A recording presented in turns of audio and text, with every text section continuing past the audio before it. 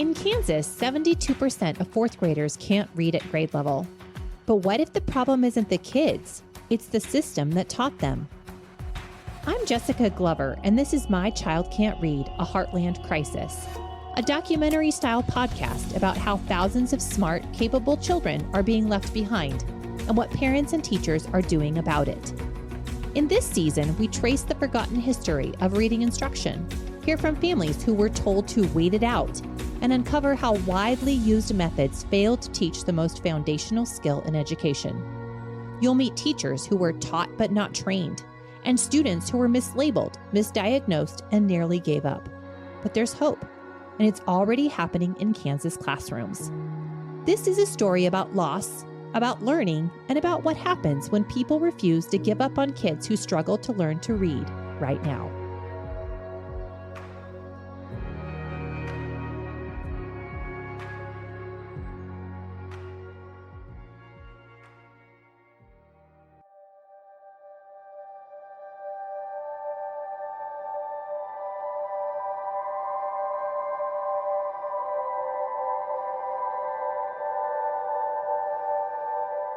What was school like for you as a struggling reader? I didn't understand why reading was so hard for me, and I assumed it had to be something I was doing wrong. I wasn't trying to avoid learning. I just didn't feel like I belonged in the same space as everyone else in the class. I thought that I was dumb. I couldn't do anything. I thought that I couldn't learn like other people. I felt sad that I couldn't do things that other people could do. We don't know what to do with her. Like, she's just lazy. She just doesn't care. Yeah, I was called lazy many times. I was misunderstood. I remember when I was probably in high school, I got diagnosed a second time, and I remember seeing this sheet that my mom had taken to my diagnosis. And it was a paper of me writing. When I was a child, it was a paper I wrote. And I just remember crying when I read that because it was the scariest thing to see, wow, I truly had no clue what I was doing. I couldn't write a basic sentence that made any sense. So I remember seeing that and wondering how my teachers didn't necessarily notice when I was in elementary school. I loved a lot of my teachers, but some of them I loathe them. Now when I think about what I went through, it makes me mad. That's what I've got to use my voice for, because something has to change. Peer torture, I would hate school. The only thing I liked was recess. I only had one friend. No one else liked me. Most teachers did not like me. They just did not want to talk to me, so I just kind of adapted to that. People did not like me. Also, most teachers didn't like me because they would ignore me. That was the stupid one. Oh, the teachers would just ignore me or pretend I wasn't there. I think I was actually well behaved. I was really kind. I was super nice. I was really a really good student. I just didn't think they liked me for some reason. At the beginning of the year, and I was excited to learn, and everybody had told me that I was going to succeed, and I had all of these big expectations for myself, and then I got there and I just felt defeated. You know what I mean? I was just sad. I was down on myself. I didn't think a lot of myself. I thought that I couldn't do anything. I felt stupid. And just generally, it was a bad experience. What if the child getting in trouble at school wasn't defiant, but desperate? What if your bright, funny, creative kid suddenly started acting out, shutting down, or saying things like, "I'm dumb, I hate school," or even worse, "I don't want to be here anymore"? I'm Jessica Glover, and this is My Child Can't Read, a Heartland Crisis. In this episode, we're telling the story so many families are living, and too many schools are still missing. The truth about reading failure, and what it really looks like from the inside, kind of like the real student testimonials you just heard. What we miss. Parents start to notice it early. Maybe their child isn't picking up letters like the others. Maybe they can't remember sight words. Or maybe, like mom of 3, Stacie Swanson, told me, it starts with a gut feeling. Hi, my name is Stacie Swanson. I'm a mom to 3 dyslexic kids. I have advocated for each one, especially for my oldest, Hadlie, which led us to move to Wichita to join the Phillips Fundamental Learning Center family. This strategic move has changed our lives.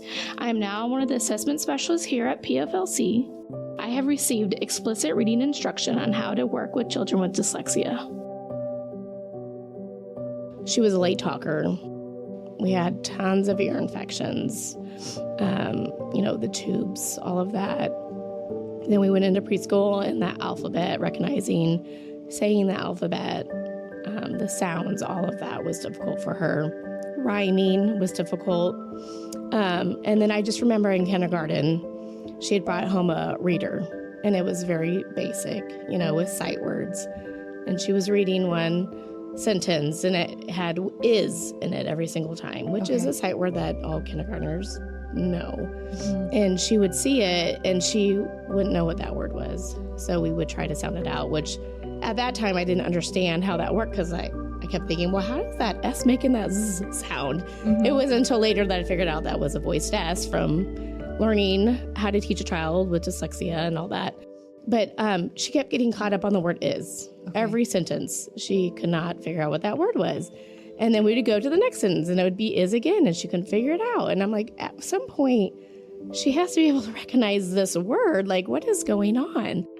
I faced a lot of pushback, a lot of she'll outgrow it, she'll figure it out, just wait.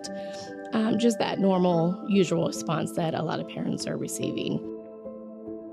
And, I listened to them a lot out of desperation of thinking it might happen, but I should have listened to my mom gut because I knew she wasn't going to outgrow it.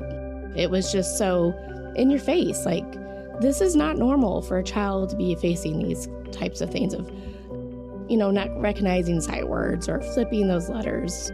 Still in 3rd grade, all those things are not normal and should be addressed early on. I think a lot of these teachers don't know what's going on. Yeah. Because I know that Hadlie's teachers truly, genuinely loved and cared about her and wanted the best for her, but they didn't have the training. And for Hadlie, she's so profound that they didn't even know what to do at that point. It was just so she's a very bright and smart girl, but she can't do any of this stuff. And they just didn't even know what to do. Mm-hmm. So I think it's a lack of training and knowledge in that for sure. Mm-hmm. And then you have those, stereotypical things of reading backwards or the letters are moving or, stuff like that, which she wasn't experiencing because that's not dyslexia. And that's what they had heard. Now let's hear what Sarah Collins, mom of Austin, heard reading in episode 1, has to say about her experience observing her son. It was probably when he was in kindergarten, and he had, I have to say, a wonderful, loving teacher who communicated with me often, told me so much about his behaviors in the classroom, what he was doing, what he was not doing, how he wasn't keeping up with his peers. And I started to realize that this isn't my kid. This is not the kid that I had known his whole life, who was bright and curious and confident. He had started out just getting a little more shy at school. Then it became more, angry, acting out. I would hear a lot of negative things from him about other kids, about how he couldn't handle other kids' voices and that they just made him angry. And he had never been a particularly angry child. And so we started hearing more and more of those things from the school. And, they told us, he'll adjust, we'll figure it out. Don't worry about the academic piece, he'll catch up. But the behaviors just kept escalating for him. Wow. And it was heartbreaking because eventually he was hiding under the lunch table. Last straw was finally he pushed this little girl down, and he's a big kid, right? Mm-hmm. And it broke my heart to see this kindergarten boy have to be in in-school suspension for a day. And I was like, this is not who this child is in his heart. Something is going on, but we didn't know. And his wonderful, loving teacher, who was doing everything she knew how to do, was just as clueless as we were. She didn't know. And they tried all of the traditional, we're going to give him a stoplight chart. And every day you get green, you get to get a prize. The child got one prize the entire school year. Oh, he worked so hard. And I mean, I set up a chart at home. Okay, every day that you get a green light or every day that we don't have a problem at home, you get a check mark and you can earn a Lego set. I am offering him this thing that he loves. Legos were his favorite. But I was in retrospect asking him to do something he could not do. And the more that I learned, the more I realized I failed him as a parent. I know now that's not true, but I really felt that way. And he thought he was failing me because every day he didn't come home with green stoplight chart, that he failed me. The one thing that I will never forget, and this is how important it was to him to make me happy, is when he finally, after 9 months of trying to get the stoplight chart, he got to get a prize. He got something out of the prize box for me. It was like a hair clip and a ring. And I was like, you earned this, but yet you did this for me. Like, that's how brokenhearted he was, because he felt like he was letting me down. He felt like he was letting his teachers down. So, you know, here we are with a 6-year-old, you know, when you say, when did you first realize it? He was still a baby pretty much, and just feeling so defeated and so frustrated. Mom and now private school teacher Lindsey Angleton discovered 2 of her children were struggling with reading due to some alarming signals. They too were misunderstood in their Kansas classrooms. And just like Janine Phillips did for her son Cooper, Lindsey sought second opinions from multiple medical professionals as her children's #1 advocate. I'm doing a teacher and parent interview today with Lindsey Angleton. Lindsey, could you share with me kind of the process that you went through on, like, one of our kids has said, the mother's gut? Like, mom just knew there was something that was a little off with my kiddos. And when did you recognize that with both of your kids? Well, Ensley was falling asleep constantly at school. Oh my goodness. We went to multiple doctors and they diagnosed her with narcolepsy. Okay. And I was like, that just doesn't seem right. And when she got into a school with the correct teaching and that worked for her brain, she no longer had those problems where she wasn't falling asleep constantly during class. I think she was just overcompensating, trying to perfect everything and trying to just, trying to learn like everybody else, but just couldn't. She was exhausting herself so much that she would fall asleep constantly. Oh my goodness. Wow. Wow. Okay. And then for your son, how did you recognize that he needed something different? He was very different, but he was showing some of the same signs, not necessarily, it was more like an ADHD kind of thing, but just not able to write or comprehend or even just process things. He was processing things differently. That's how it often begins, a waiting game. But while schools wait, children suffer, and the signs keep coming. Tantrums before school, stomach aches, avoiding reading aloud, starting to say they're stupid, being labeled as inattentive, or even defiant. Too often, those signs are misunderstood. I am Dr. Janelle Tiedemann. I have a doctorate in psychology and a postdoctorate specialization in clinical neuropsychology. I'm also licensed as a clinical psychotherapist and school psychologist. From your perspective as a psychologist, what should parents and teachers watch for that might indicate a deeper learning difference is at play?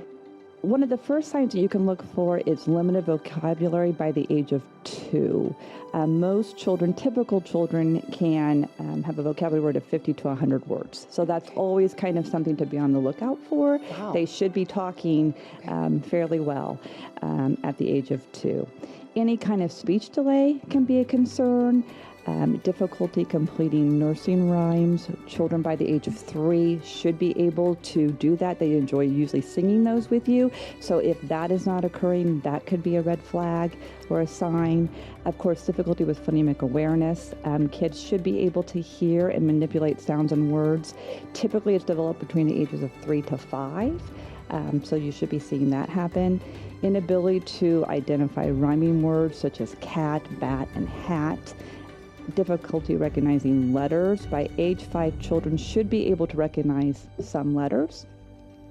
Remembering sight words like high-frequency words like when, who, ask, are. Difficulty holding a pencil and forming letters. Typical children develop fine motor skills early, and children with dyslexia struggle with fine motor skills, so you want to be watching for that.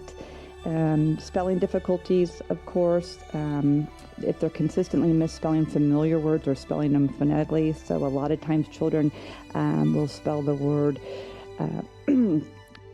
comb like home, and so it's C-O-M-E instead of C-O-M-B. So things like that are typically signs. Sometimes they will have difficulty getting to the point of what they're trying to say, and they'll use a whole lot of words to kind of figure that out, but it's not coming out the way they want it to. Passive participation in class activities, slow and hesitant to begin tasks, or taking a long time to complete tasks. Difficulty finishing an exam in the time that's allowed. Consistently achieving poor results in examinations.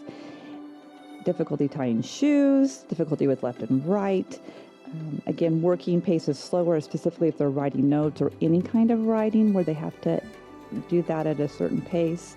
Oral reading, if you have the child read out loud and you are noticing that they hesitate on words, skip words, insert words that aren't there, add endings to words, or take endings off of words, all of those can be signs that something else is going on.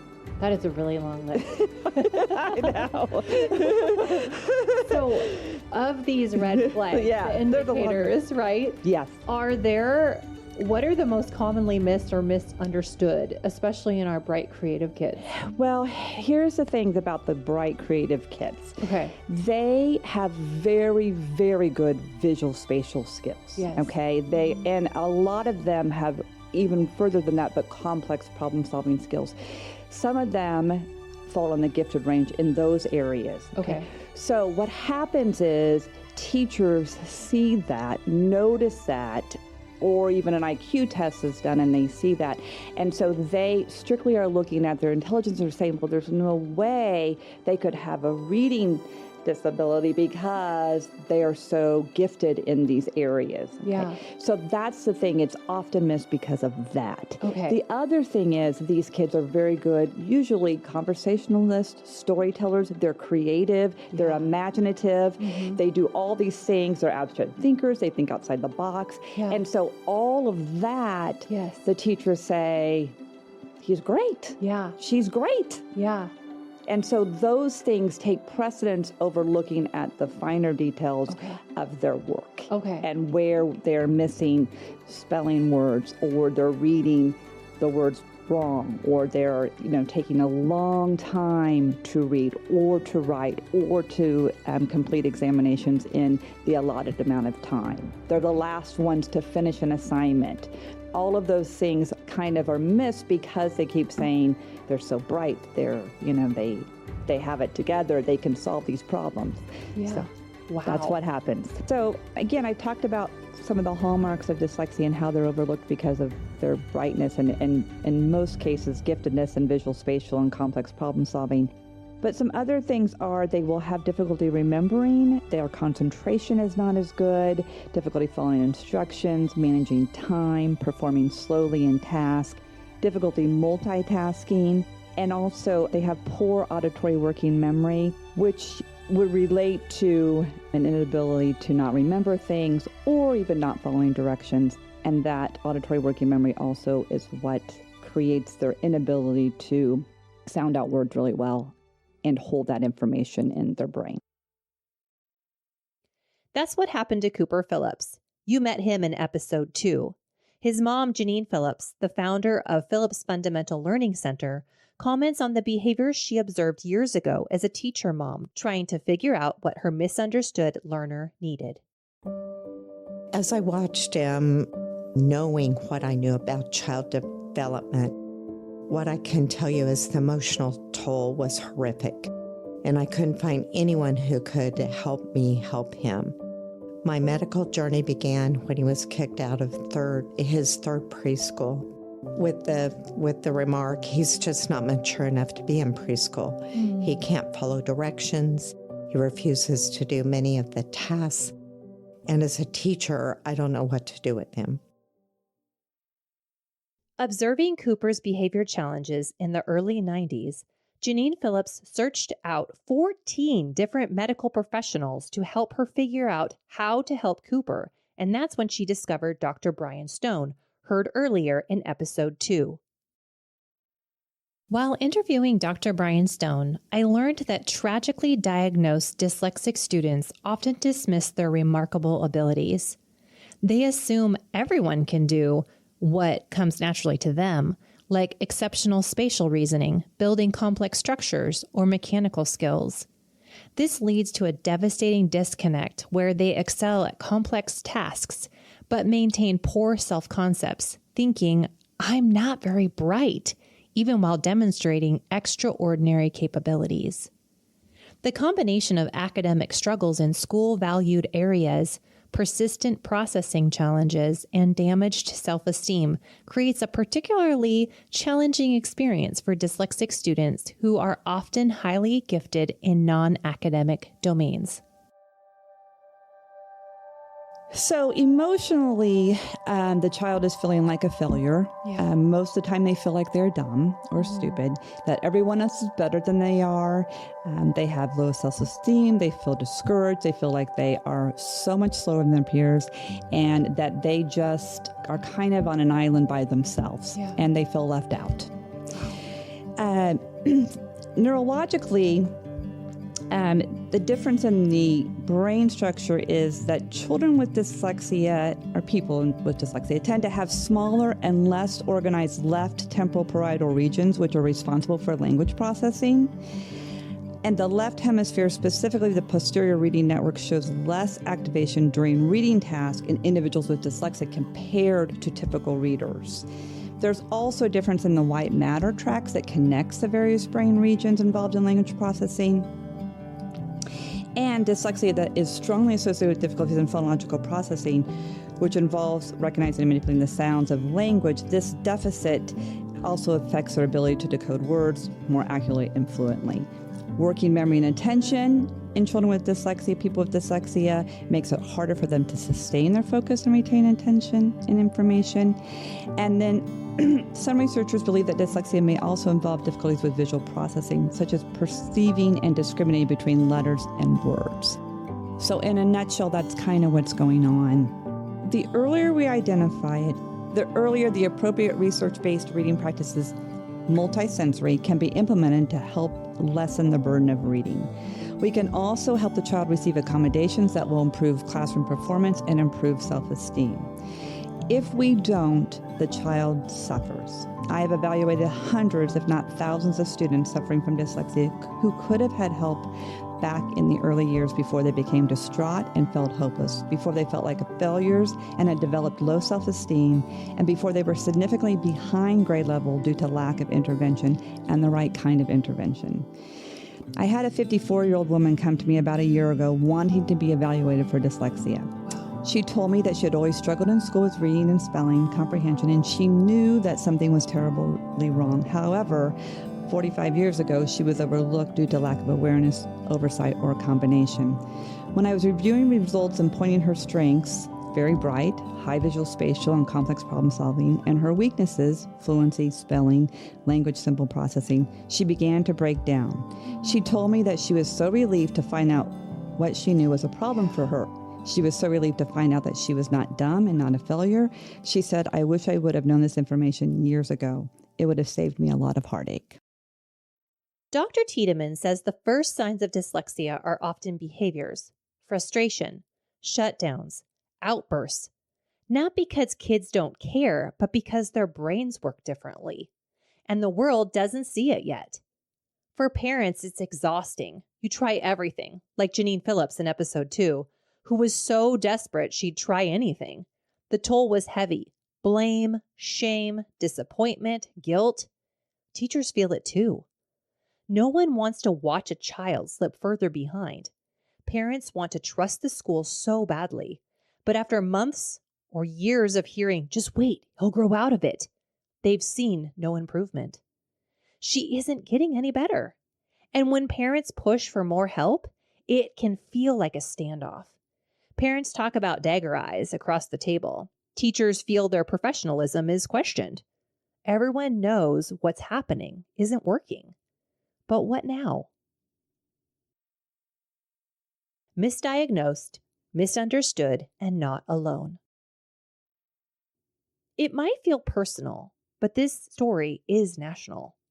Reading struggles don't just affect a few kids, they affect millions. In 2024, only 30% of U.S. fourth graders scored proficient in reading on the nation's report card. That means 70% of kids are not reading at grade level. And the numbers are even worse for students with learning differences, students of color, and those in poverty. So, how did we get here? To understand that, we have to talk about the reading wars. For decades, American schools have swung between two poles: phonics, teaching kids how letters and sounds work together, and whole language, the idea that kids learn to read naturally by being surrounded by books. Balanced literacy was supposed to be the compromise, a blending phonics and whole language. But in many classrooms, phonics got left behind. Balanced literacy often includes some phonics instruction, but it's typically loose and not reliant on a structured scope and sequence. Classrooms that utilize balanced literacy often include whole class and small group experiences with text, including guided reading in small groups. And kids who didn't catch on, they were labeled or left behind entirely. Every day that I left training that first summer, I said to how did I not know this? Why did people not teach me this? Why did my college not prepare me for this? I didn't know the 6 syllable types. I didn't know so much I didn't know. And every day I left just excited I was learning it, but very sad that I hadn't known it up until this point. And that was 20 years into my career. So I became a teacher of reading after I learned alphabetic phonics and learned about the science of reading and learned how the brain learns to read. Then I became a reading teacher. I advocate my heart is for kids who are neurodiverse, kids who are struggling, and what it looks like oftentimes in the classroom is this is the behavior issue. And if you really drill down, you see they can't read. Yeah. And that's how they're coping. Mm-hmm. So I have a huge heart for those kids, and every teacher that I encounter, I say to them, hey, this training changed my life. It not only changed my life, it changed the lives of every kid that came in my classroom. Yeah. And I really think here we are in the process of saving lives, because kids who can't read and get passed on and on and on without being able to read are not going to survive. And those are your dropouts, and those are the kids who often get in trouble. And I'm not bashing teachers by any stretch of the imagination, because I know teachers can't teach what they don't know. Right. And I was in their shoes for 20 years. I thought I was doing okay. And I was doing okay for the majority of the kids I was teaching, but for that 20%, I wasn't. And, I'll tell anybody that'll listen, you really need to get this training. It's life-changing. It'll make you a different teacher. It will make you say, how in the world did I not know this? So it's pretty exciting. And when teachers come here, you can just see the excitement about, oh my gosh, why didn't I know this? And it really changes the lives of those kids that walk through their classrooms. My name is Sarah Balzer. I've been in education for 17 years, and I've had the opportunity to teach in a really wide range of settings. Public schools across Kansas, military schools, and high ESOL schools in California, and even an international school in China. I've taught 1st, 2nd, and 4th grades, served as a K-5 reading specialist, and worked as a district ESOL coordinator and district dyslexia specialist, supporting students from pre-K 3 through 12th grade. Now I run my own private practice where I offer reading therapy, stern math, and evaluations. And I'm exploring ways to support teachers through dyslexia training that goes beyond what programs like Letters provide. I'm really passionate about making sure educators are properly equipped, and just as passionate about walking alongside parents of neurodivergent kids, helping them feel seen, supported, and empowered with accurate information. It's hard work, but I believe we can change the system, and I'm here for that. At the time, I actually thought I was very well prepared. And to be honest, I always felt like a strong teacher, especially when it came to reading. My students usually made pretty solid progress in my classroom, but everything changed when I began my training in Take Flight at Fundamental Learning Center. That's when my eyes were really opened to just how much I did not know and how much I wasn't doing for my kids. Now I think back to certain students' faces I still remember, and I wish I could go back. I wish I could have helped them feel seen, supported, and truly understood in ways that I just wasn't equipped to do. It's not that teachers didn't care, it's that they weren't trained. And without the right instruction for kids with dyslexia especially, failure seems inevitable. Teachers are still today terribly depressed over this idea that they didn't know what they didn't know. And as I do teacher education, they will shout this out in class. I didn't know. How was I supposed to know this? And I get it. I didn't know either. Luckily for me, Cooper forced me to go down that path and figure out what I didn't know and what to do about it. So we say this all the time, that it's not teachers' fault. What defiance really means. So, what happens when kids start to fall behind and no one understands why? Too often, it's chalked up to behavior. He was acting out because he thought he was dumb, and no one bothered to tell him that he wasn't. Undiagnosed dyslexia can look like ADHD, oppositional behavior, a learning delay, or even a mental health disorder. But reading failure isn't just an academic issue. It's a biological stressor. Dr. Jack Shonkoff, who is a pediatrician, one of the world's leading voices in early childhood brain science, and also leads the Center on the Developing Child at Harvard University, reminds us that young children experience their world as an environment of relationships.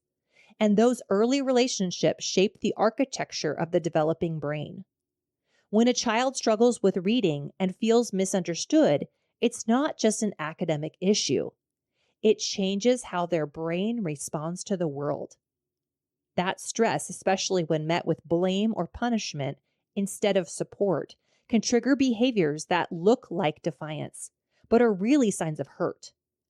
As Shankoff's research shows, what we often label as misbehavior may be a child's way of saying, I'm overwhelmed. I need help.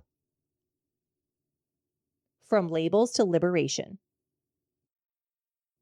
And when the world keeps telling you you're the problem, you start to believe it. But for Cooper Phillips, the truth came just in time. At the early age of 6, he was diagnosed with severe dyslexia and taught by his mom, Janine Phillips, in a way that worked. I'd be lying if I said I instantly fell in love with school and reading. Kids with dyslexia often have to put in twice the effort just to keep up, and it's really mentally exhausting. But something had changed. I wasn't getting sick at school anymore, and I no longer felt broken. Still, I was just a kid, and I remember being furious with my mom for making me stay inside and work while my classmates went out for recess. But with her constant support and encouragement, I kept going. It wasn't easy, but for the first time, I felt like progress was actually possible. And just like educator mom Janine Phillips and her son Cooper Phillips, other teachers and students around Kansas have had their lives changed when they learn what they never knew: how to teach and learn, and to read in a systematic way, the code. Once I saw what real reading instruction looked like, everything changed. My students changed. They weren't the problem. I just hadn't been given the knowledge and then the tools to teach them to read. So what happens when struggling readers, especially dyslexic kids, get the teaching they need to be successful? I used to cry every night after school. I'd throw my backpack down and say, I'm just dumb. I'll never get it. Now, I speak to future teachers and tell them, please learn this. And please see kids that are like me. It was a night and day difference, I'm telling you. I went in to see Miss Connie the summer after kindergarten, and she diagnosed me with dyslexia. And at first I was nervous because I didn't want to be different, and I thought that I was going to be weird for having dyslexia, and I felt like that was a bad thing. But like the first week of school, I knew that I was in the right place and that I was getting the help I needed. The way that they teach it here, which is really a way that you should teach any kid how to read, is just the best way to do it, because it teaches it in a way that focuses on mastery rather than speed. So by learning each individual sound, you have a more complete understanding of the English language, and that can obviously be a very good thing for all kids, no matter if you're dyslexic or not. So yeah, that's really just the best way to teach it here. I think that it's made me see myself in a much better light, because I went from feeling defeated and unintelligent to feeling like I could do anything if I tried hard enough. Socially, I'm more confident too, because before then I don't think people really wanted to talk to me or really understood me, because they thought I was quiet and I didn't want to do anything as far as education goes. And I think that kind of pushes people away from you in school. So now I'm flourishing. I've got plenty of friends, and it's great. That's one area where I think I've grown a lot, besides obviously reading and my education. I just wish that every teacher knew what dyslexia was and had kind of that deep understanding that educators here have about it, because I think that they could really teach kids better than they are right now. Even if they're in a public school and they don't necessarily have a program for dyslexia, I think it's just really important that all educators understand and know about dyslexia so that they can help each individual kid thrive. And that's the power of being seen, of finally realizing it wasn't you, it was the system, and you can get help and make a change. You are not alone. To the parent whose child is acting out, to the teacher who feels like they're failing their students, to the student who's told themselves they'll never be smart, you are not alone. You are not to blame, and you are not out of options.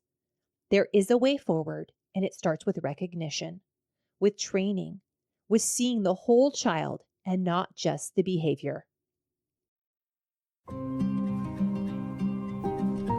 At Phillips Fundamental Learning Center, we meet a lot of families who say, something just feels off, but I don't know what it is. So if you're wondering about your child's literacy development, you're not alone. Here are some signs that might point to early dyslexia or neurodivergence. Does your child mix up sounds like saying aminal for animal?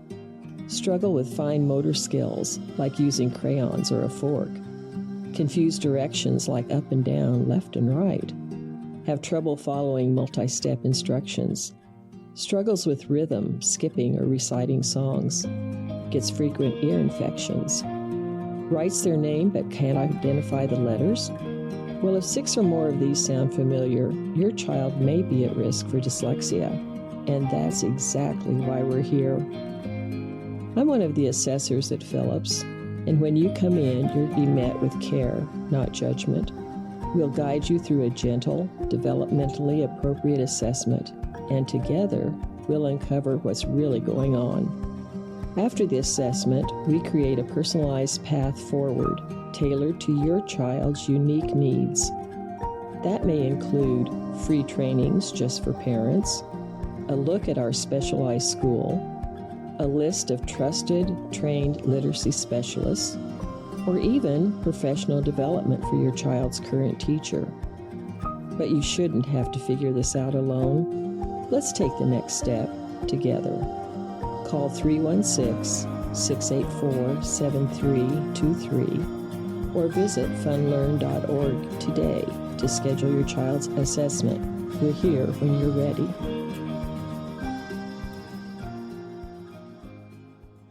If you recognize your own child in this episode, take heart. They are not the problem. Trust your instincts, speak up, and advocate for an accurate evaluation. Every child deserves to be truly seen and given the tools that work. Reach out to a trusted teacher, school leader, or local advocate. Help is out there, and you're not alone.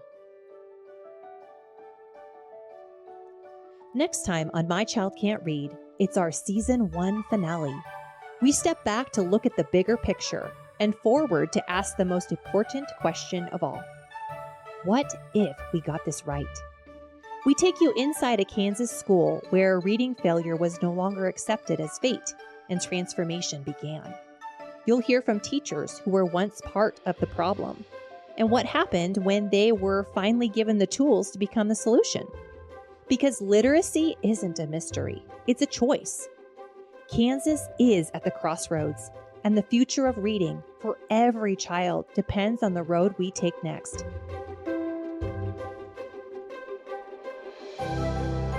Thanks for listening to My Child Can't Read, a Heartland Crisis. If today's episode resonated with you, if you saw yourself, your child, or your classroom in these stories, you're not alone. We believe every child can learn to read, and every parent and teacher deserves the knowledge to help them. I invite you to take action today by subscribing wherever you get your podcasts so you don't miss an episode, rate and review to help others find this series, and tell us about your story and discover how the Phillips Fundamental Learning Center is changing lives through literacy at funlearn.org/podcast. That's funlearn.org/podcast.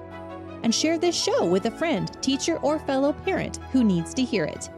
All resources, source credits, and tools mentioned in this episode can be found in the show notes.